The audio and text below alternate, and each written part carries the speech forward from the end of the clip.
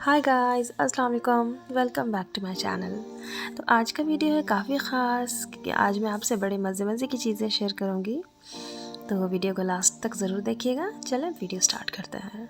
तो नाश्ते में मैं बनाऊँगी आज इडली, सांभर और पीनट्स एंड कोकोनट की चटनी। आज आप देख रहे होंगे कि मैं उस किचन में नहीं हूँ जिसमें हमेशा होती हूँ, तो मैं आपको बता दूँ कि येस, आई एम इन माई ससुराल and enjoying winter vacation. Sambar बनाने के लिए स्टार्टिंग में ही मैंने कुकर में अरहर की दाल में turmeric powder and sambar masala डालकर प्रेशर लगा दिया था। इडली के बैटर को रेडी करने के लिए लास्ट नाइट ही मैंने 3 cup of rice and 1 cup of उड़द की दाल को सोक करके बारीक पीस लिया था। Then I covered the batter full night for fermentation. And now grease the mould for that some cooking oil. This is a very important step to greasing the molds well. And now mix the fermented batter well. Add some water to make a fluid consistency. Give it a mix. The mix should be always in one direction. It becomes very light and airy. And now add the batter into the mold. Place both molds inside the steamer. The water has been boiling. And now cover the lid and let it steam on high flame for first 5 minutes and then medium flame for next 10 minutes. Now let's check the cooker. The dal was almost done. And now mix the veggies. मैंने इसमें डाला है कद्दू and बैगन जो मेरे घर पे ही ग्रो हुए हैं। वैसे मैं इसमें और भी तरह के वेजीज़ डालती हूँ लाइक फ्रेंच बीन्स, बट अभी मेरे पास यही दोनों अवेलेबल थे और ये हैं प्योर ऑर्गेनिक क्योंकि ये मेरे घर के ही उगे हुए हैं। और अब मैं ऐड करूँगी इसमें सॉल्ट।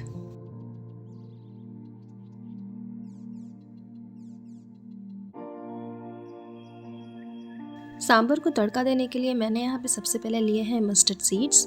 येलो वाला मस्टर्ड सीड्स है मेरे पास जो मैंने अभी तक कंटेनर में नहीं डाली है। मस्टर्ड सीड्स के अलावा मैंने लिया है यहाँ पर ग्रीन चिलीज़, जिसे 2-3 पीसेस को मैंने बीच से कट करा हुआ है। और ये है करी लीव्स। करी लीव्स के प्लांट्स भी मेरे घर पर हैं। Then I will mix some onion and tomatoes cut into big pieces and then I will mix sambar masala. So let's check the idli. Idli को मैंने नाइफ से चेक करके देखा तो ये बिल्कुल ठीक ठाक था। ये देखें, तो मोल्ड को मैंने निकाल लिया स्टीमर से और इसे थोड़ी देर ठंडा होने के लिए छोड़ देंगे। Then I will roast some peanuts for chutney. And guys please ignore the pan क्योंकि ये काफ़ी पुरानी है मेरी सासू माँ के ज़माने की। और ये देखें कुकर की हालत, इतना भर भर करके मैंने सब्जियाँ डाली थी ना जिसकी वजह से सारा पानी ऊपर आ गया। तो यहाँ पीनट्स जो है वो रोस्ट हो चुका था और कुछ कोकोनट्स मैंने लिए थे स्लाइस किए हुए, तो इसे मैं अच्छी तरीके से ग्राइंड कर लूँगी, बल्कि फ़ाइन पेस्ट बना लूँगी चटनी के लिए।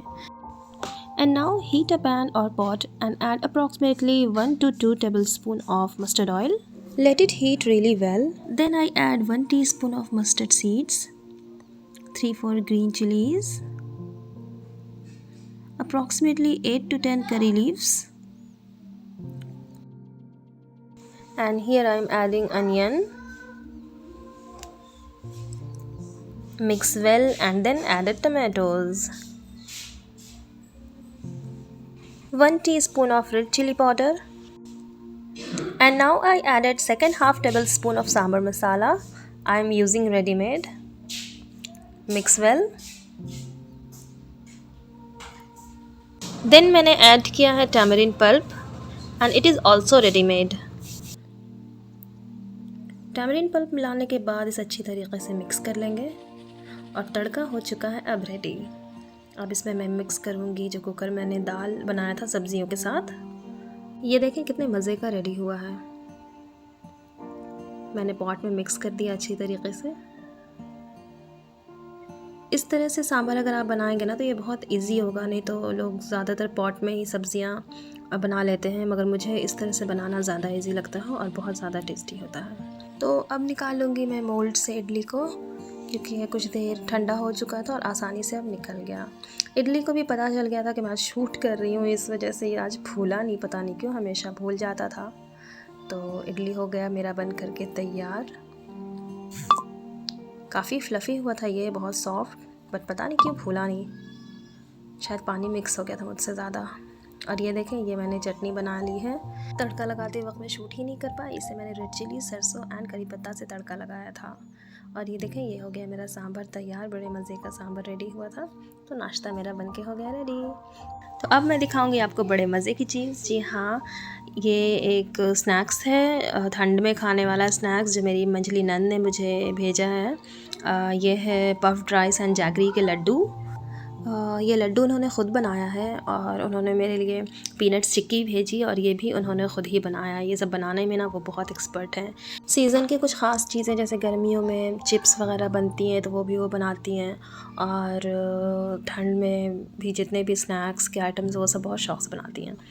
तो कभी मौका मिला तो मैं आपको ज़रूर दिखाऊंगी, उनकी रेसिपीज़ शेयर करूंगी आपसे।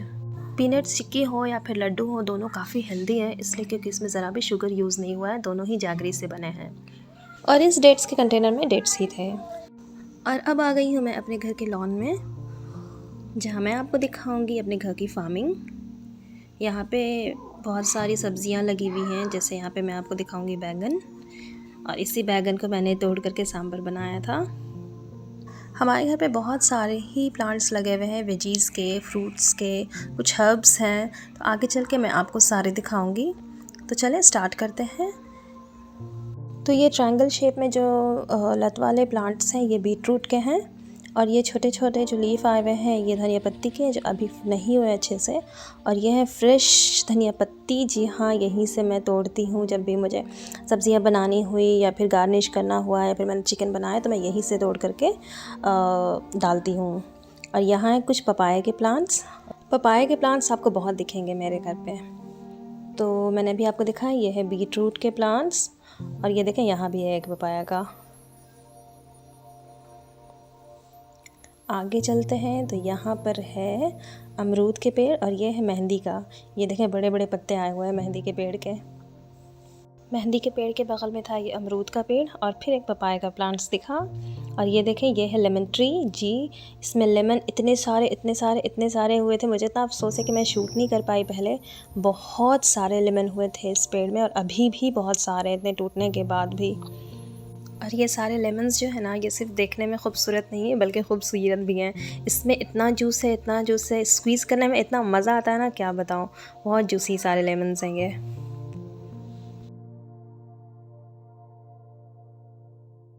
लेमन ट्री के ऑपोजिट साइड में है ये ड्रमस्टिक ट्री, जिसे मुनगा भी कहते हैं, सोजन भी कहते हैं, सजना भी कहते हैं। ये वेजिटेबल काफ़ी हेल्दी होता है बीपी और शुगर के जो पेशेंट होते हैं उनके लिए। तो आप लोग क्या कहते हैं इस वेजिटेबल को, ज़रूर बताइएगा। ये देखें साइड में इसके लगे हुए हैं पपाया के प्लांट्स, जब थोड़े थोड़े बड़े हो रहे हैं। और इधर लगे हुए हैं पोटैटो। जी हाँ, ये है आलू के कुछ पौधे जो लगे हैं, और ये तैयार होंगे मार्च अप्रैल तक। पोटैटो के सामने लगे हुए हैं बॉटल गार्ड यानी कद्दू। ये देखें छत पर की रेलिंग से दिख रहा है। और घर की एंट्री के जस्ट राइट में यहाँ पे फिर पापा ने लगाए हुए हैं प्लांट्स पपाया के। और यहाँ से शुरू होता है रूट्स बॉटल गार्ड का यानी कद्दू का, जो छत तक गया है, और छत पे काफ़ी फैला हुआ है। तो इसकी क्लिप मैं आपको नेक्स्ट व्लॉग में दिखाऊंगी। और ये देखें यहाँ पर लगे हुए हैं गार्लिक, और यहाँ पे है करी लीव्स के पेड़। ये देखिए कितने घने और काफ़ी ऊंचे हो गए हैं करी लीव्स के पत्ते। यहाँ पे आपको फिर मिलेंगे पपाया के प्लांट्स। और ये देखें यहाँ पर है मिंट लीव्स यानी पुदीना। पुदीना भी हमारे घर पे बहुत सारे थे, बल्कि अब तो टूट गए बहुत सारे, फिर भी बहुत जगह फैले हुए हैं। और ये है अमरूद का पेड़, और इसके साइड में लगा हुआ है फिर एक आलू का पौधा। तो इस तरफ बड़े बड़े जगहों में ना आलू के पौधे लगाए हुए जो मार्च अप्रैल तक ही रेडी होंगे। तो इस पोर्शन में मोस्टली आलू, टमाटर, कद्दू के जो रूट्स हैं वो हैं, और मुनगा का पेड़ है। तो ये देखें, ये है टमाटर के कुछ पौधे, 5-6 पौधे लगे हुए हैं। और यहाँ पर हैं चने लगे हुए। मुझे पता भी नहीं था, मैं चढ़ गई, जब मेरी नज़र पड़ी तो इसमें देखा मैंने कि चना लगा हुआ है। इसके बारे में मुझे कुछ ख़ास इल्म नहीं है कि पता नहीं कब बड़ा होगा, क्या होगा, किस तरह उगता है। तो अब आ जाते हैं आगे। तो यहाँ पर भी देखें आप, एक पपाया का ट्री है, ये सबसे बड़ा है, बाकी सब छोटे छोटे हैं, ये सबसे बड़ा है जिसमें फ्रूट्स आ गए हैं बट अभी कच्चे हैं। कितना खूबसूरत नज़ारा है, इधर से सूरज की किरणें आ रही हैं सामने से, और ये हमारे घर के पीछे का हिस्सा है। और ये देखें यहाँ पे एक रो में लगा हुआ है ग्रीन चिली।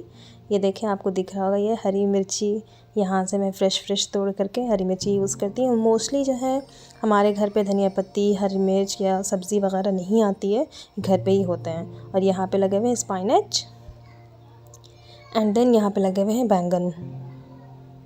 और अभी ये बना है, पता नहीं किस लिए बना है, क्या लगाएंगे अंकल, आई डोंट नो। ये देखें दूर से बैंगन लटका हुआ कितना प्यारा दिख रहा है। तो घर के पीछे ये सारे प्लांट्स मोस्टली लगे हुए हैं। और ये है एक प्लांट्स करी पत्ता का, जो कि अब काफ़ी बड़ा हो गया है। तो ये ना हल्का सा येलोविश है, क्योंकि डायरेक्ट इस पर सूरज की किरणें पड़ती हैं, उस पर नहीं पड़ती, इसलिए वो थोड़ा सा ग्रीन है, डीप ग्रीन कलर का पत्ता है इसका। और आगे यहाँ पे भी काफ़ी ज़्यादा पपाया के प्लांट्स लगे हुए हैं। और ये है ड्रमस्टिक्स ट्री, यानी मुनगा का पेड़। हमारे घर पे 2 हैं, एक एंट्रेंस में ही और दूसरा घर के लास्ट में। मुनगा का पेड़ ये देखें कब देता है फल, ये भी मैं सांभर में डालती हूँ। और ये देखें कुछ अमरूद के पेड़ हैं। यहाँ पे आपको फिर दिखा पपाया का प्लांट्स। और ये देखें, ये है एक छोटी सी चारपाई जिसमें मैं शाम में बैठती हूँ, चाय का मज़ा मैं यहीं पे लेती हूँ मोस्टली। ये मेरे घर के पीछे का हिस्सा है। और ये देखें, ये है फिर एक अमरूद का पेड़। हमारे घर पे अमरूद जो मेरे ख़्याल में 5-6 पेड़ है अमरूद के। देखिए ये छत पर से हमारे लॉन का व्यू। छत पर की क्लिप मैंने नहीं दिखाई है, वो मैं आपको नेक्स्ट व्लॉग में दिखाऊंगी, कि काफ़ी लंबा हो जाता वीडियो। अपने टेरेस पर से कुछ इस तरह से दिखता है। काफ़ी खूबसूरत है हमारा लॉन, और काफ़ी खूबसूरती से यूज़ भी करा है हमारे पापा ने। सब्जियों की ज़रूरत ही नहीं पड़ती मार्केट से लाने की। तो कैसी लगी आपको हमारे घर के लॉन की छोटी मोटी फार्मिंग, कमेंट बॉक्स में ज़रूर बताएं। मिलेंगे नेक्स्ट व्लॉग में। अल्लाह हाफ़िज़।